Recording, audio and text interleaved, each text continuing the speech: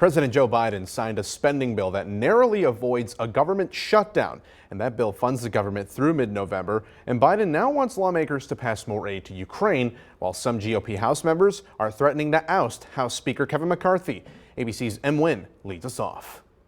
The last-minute stopgap spending bill was passed by the House and Senate, then signed by President Biden late Saturday night. The government will not shut down, and a needless crisis will have been averted, saving millions of Americans needless pain. House Speaker Kevin McCarthy moving forward a bill that keeps the government funded through mid-November and adds $16 billion in disaster aid. Unable to unite his party, McCarthy had to rely on Democratic votes. If you have members in your conference that won't let you vote for appropriation bills, doesn't want an omnibus, and won't vote for a stopgap measure, I don't want to be a part of that team.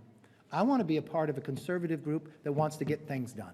Now a handful of far-right Republicans are threatening to oust him from his speakership as punishment for backing the bipartisan measure. If at this time next week Kevin McCarthy is still Speaker of the House, it will be because the Democrats bailed him out and he can be their Speaker, not mine. Colorado Senator Michael Bennet briefly delayed the vote in the Senate over concerns the bill did not include any new aid for Ukraine. Senate leaders issuing a statement committing to vote on Ukraine aid in the coming weeks. Majorities in both parties support Ukraine aid, and doing more is vital for America's security and for democracy around the world. I'm confident the Senate will pass further urgent assistance to Ukraine later this year. The president now calling for an end to the brinksmanship. There's no excuse for another crisis.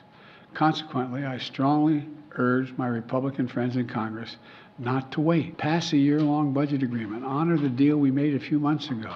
This bill only funds the government for about 45 days, which means the country could be facing another possible government shutdown on November 17th.